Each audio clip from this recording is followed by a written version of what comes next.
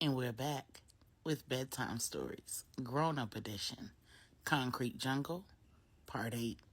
When we left off, Q and Veronica ended the night in Q's suite at the illustrious mansion on Turtle Creek.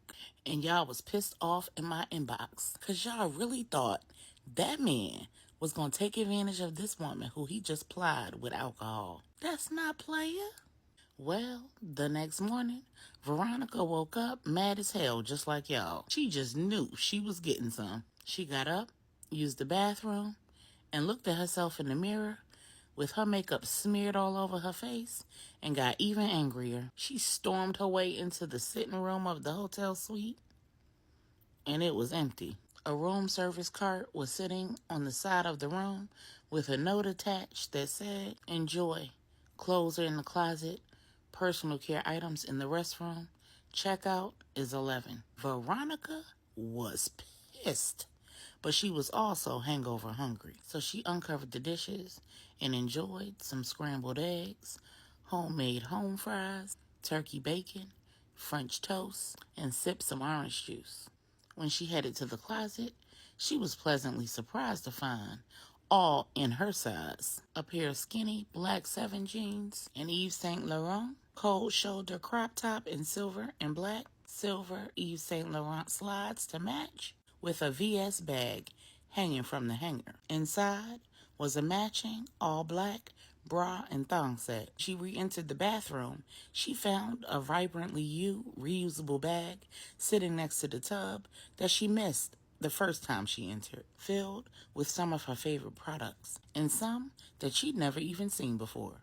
There was makeup remover, face wash, toner, moisturizer, body wash, an African net, just like the one she had at home, unscented pure Castile soap, and their new body butter. Also inside was the perfume that she was wearing the very first day that she and Q met, Dolce & Gabbana light blue. As she removed her makeup, she felt her anger begin to decrease. As she washed her face, she felt her blood pressure begin to lower. She stepped in the shower, and as she cleansed her body, she felt her heart rate return to baseline. She stepped out of the shower, patted herself dry, began to moisturize with the delectable body butter, slipped into the VS bra and panty set, and thought to herself, "Sir, once we locked in, ain't no switching up." She popped the tags on her new ensemble, slipped it on, slipped on her new slides that perfectly matched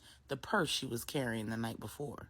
Put yesterday's clothes in the garment bag, grabbed all the Vibrantly You products and put them in the reusable bag, grabbed a calla lily and headed for the door at 10:45. In the lobby, Q was waiting patiently while reading a newspaper. When he saw her approach, he stood up, smiled, gave her a hug, gave her a feather-like kiss on the cheek that once again sent tingles down her spine, took her bags, took her free hand, placed it in the crook of his elbow, and walked her out to the town car. He opened her door, helped her inside, and placed her bags in the open trunk. And then he got in next to her. Q looked at her and said, "You look even more beautiful without makeup." Veronica said, "You think so? I really hate these freckles." Q asked, "Why hate and hide what God created?" Veronica chuckled and said, "Thanks for all of this," in motion to her ensemble. "But I need to know what happened last night.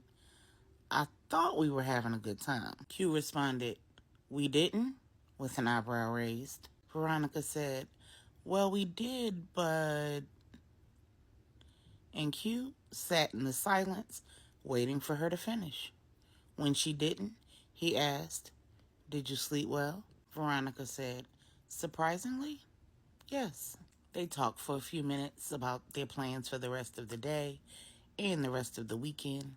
Q informed Veronica that he'd be mostly out of town over the next few weeks and available by phone in the evening. Then, about 15 minutes into the drive, Q asked, "Have you ever been camping?" Veronica responded, "You mean like sleep outside?"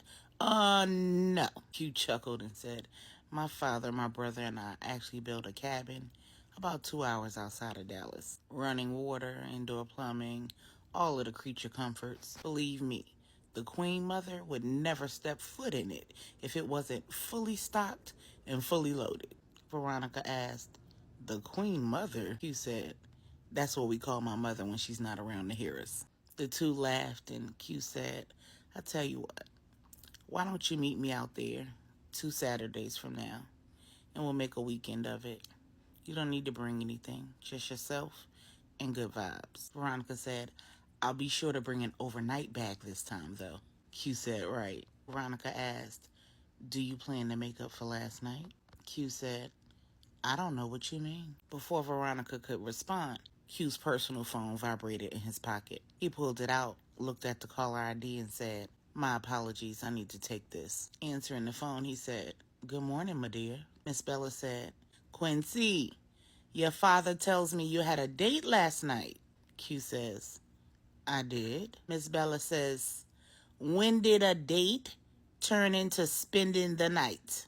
What kind of man did I raise?" Q said, "Medea, I was on my best behavior, I promise. Can we continue this discussion when I get there?" Miss Bella said, "I expect to see her at dinner tomorrow night after church." Q said, "Can we talk about that when I get there?" Miss Bella said, "Hand she the phone, Quincy." Q handed Veronica the phone, and she looked at him like a deer caught in the headlights, and he said, "No one says no to the Queen Mother." She took the phone and said, "Hello, Mrs. St. James. How are you?" In perfect English, Miss Bella said, "I am blessed and highly favored, my dear. And you?" Veronica said, "I'm well." Miss Bella said, "That's wonderful. We have our regularly scheduled family dinner tomorrow at 5 p.m. I would love if you'd grace our table with your presence." Veronica said, "That would be my pleasure." Miss Bella said, "Wonderful. I'll see you then." Veronica handed Q the phone back, and when he looked at the screen, Miss Bella had hung up. At that moment, they pulled up outside of Veronica's townhouse. The driver pulled into the driveway, popped the trunk, opened Q's door. Q got out and opened Veronica's door, grabbed her bags, and walked her to her front door. At the door, he confirmed pickup time for family dinner the next night, sat her bags down, gave her a hug and a kiss on the cheek. Before he could walk away, Veronica asked, "Why did you sleep on the couch last night?" Q said, "If you have to ask, then you've never been with a man." Veronica said defensively, "Well, I'm not a hoe, but I've been with a man or two in my life." Q said, "Nah, you couldn't have, 'cause a man would never compromise you." Veronica said, "Look, I don't want you to get the wrong idea about me. I don't just go around giving myself to every man who buys me a nice dinner and nice things. I can pay for my own meal, and I have my own things. I'm just simply trying to understand what kind of game you're playing."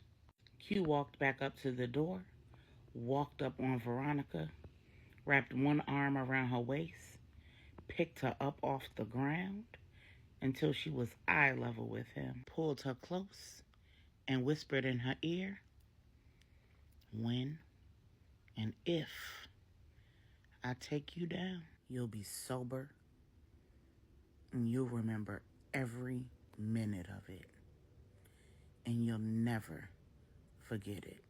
He held eye contact with her for a second and then slowly slid her down the front of him to make sure she not only heard him, but felt him too. Then he said, "To answer all of the questions that you can't seem to figure out how to ask, you're wearing those clothes because no woman would ever come to me at night, no matter how she comes, and leave me in the morning wearing the same clothes that she was wearing the night before. I'm an early riser.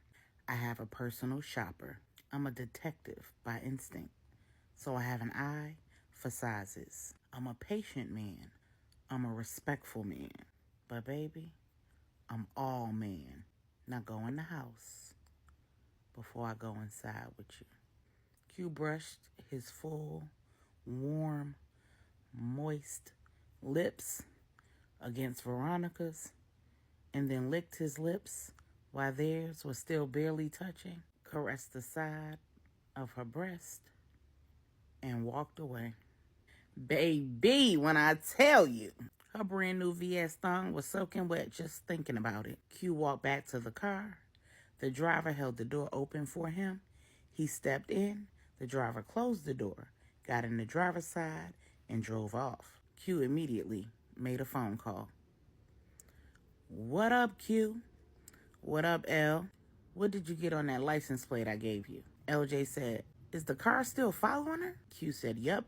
It followed her from her place to the restaurant. And when I left out around 6 a.m. this morning from the hotel, LJ said, dude, you smashed? Q said, don't be crass. When I left, the car was outside. When I came back around 9:30, it was still outside. And it just followed us to her house. LJ said, so you're not going to tell me whether you smashed? Q said, she had a little too much to drink. I let her sleep in my room. That's all, man. LJ said, oh, goody two-shoes, mama's boy. The two men laughed, and then Q said, and by the way, now the car is following me. Later that day, Veronica was taking a much-needed nap. She was way more tired than she realized. Suddenly, she felt a hand over her mouth, and when she opened her eyes, all she could see was locks and the silhouette of a man because she had her blackout shades drawn. Then she heard a familiar voice say, you miss me? The man removed his hand from her mouth. She sat up in bed, turned the nightstand lamp on, and said, Travis, what are you doing here, and how in the world did you get in my house? Travis said, now come on, baby. You know I have my ways. What happened to waiting for me? I told you I was coming home. Veronica said, I told you I would wait on you when we were just dealing with the money laundering stuff. I didn't know nothing about no bodies. I had no idea you were in the streets like that. Travis said, in for a penny, baby. In for a pound. You didn't have no problem spending my money. As he pulled the covers back off of Veronica, revealing her scantily clad body, he said, I see you still sleeping next to nothing, under a comforter with the air on frozen. Veronica said, please don't. Travis said, don't what? Don't tell me you done already gave it up to that no-good cop nigga you just met 2 days ago. Veronica said, I have not had sex with him. And how do you know when I met him? Travis said, I know everything, baby. I know you split my money with that goody two-shoes friend of yours. And when I get up with her and that cop husband of hers, I got something for they. Veronica said, we didn't keep your money. It was confiscated by the police. None of this is Tracy or Deuce's fault. It's all your fault. You got sloppy and greedy. Don't blame this on her or on me. Travis grabbed Veronica by the neck and said, be careful how you talk to me, baby. As he caressed her breasts, Veronica said, first, I found out you a killer. Now what? You a rapist too? Travis said, I ain't never had to take no cat, and I ain't gonna start now. As he let his free hand roam under the covers, then he said, it looks like it's already ready for me.